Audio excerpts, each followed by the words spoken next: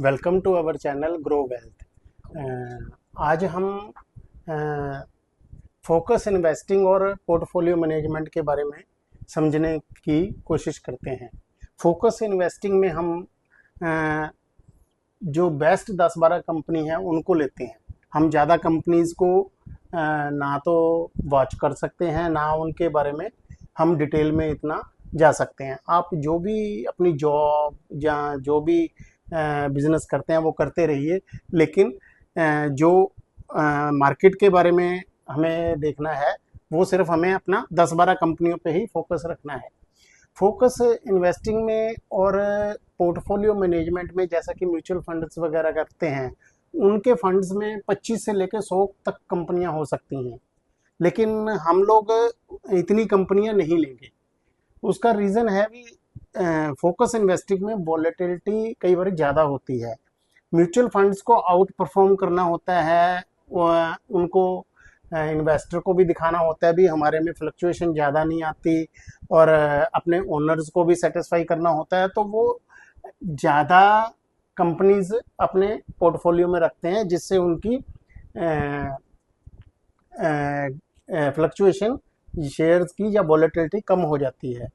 लेकिन अगर हम इतनी ज़्यादा कंपनीज को ले लेते हैं तो ये ओवर डिवर्सिफिकेशन हो जाता है।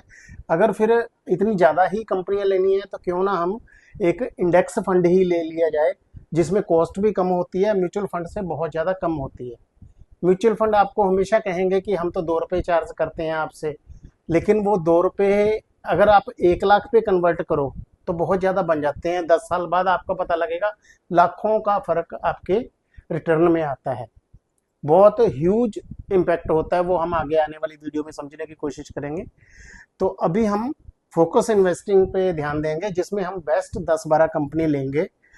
इसकी जो वॉलेटिलिटी होती है ज़्यादा हो सकती है, लेकिन लॉन्ग टर्म में ये कंपनसेट हो जाती है, और ये वॉलेटिलिटी हमें मौका भी देती है कि हम उस शेयर को लो वैल्यूएशन पे खरीद भी पाएँ और हाई वैल्यूएशन पे बेच भी पाएँ। लेकिन अगर हम अपने बेसिक्स ठीक रखते हैं तो ये वॉलेटिलिटी आपको हमेशा पे ही करेगी, आपको चैलेंजेस में अपॉर्चुनिटी मिलती रहेंगी।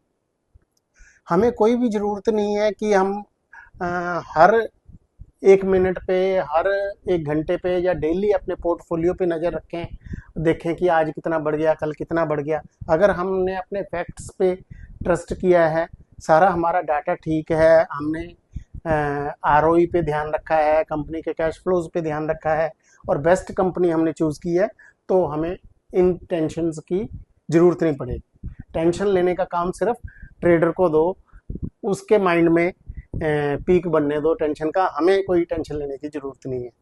दूसरा, ये जब हमारे पास कंपनीज कम होती हैं तो हम दूसरा प्रोडक्टिव काम भी कर सकते हैं, जैसे कि हम इस वक्त को दूसरी एनुअल रिपोर्ट्स पढ़ने में लगा सकते हैं, या कोई बेटर अपॉर्चुनिटी ढूंढने की कोशिश कर सकते हैं। ये बेटर अपॉर्चुनिटीज हम कैसे ढूंढ सकते हैं कि हम म्यूचुअल फंड के पोर्टफोलियोज को देखें, उसमें से कोई शेयर जिसका ROE बहुत ज़्यादा है, या कैश फ्लोज अच्छे हैं, या मार्केट कैप भी ठीक है, कंपनी प्रॉफिट में है, कंपनी पर कोई डेट नहीं है, ये देखकर हम उसकी एनुअल रिपोर्ट्स को पढ़ें।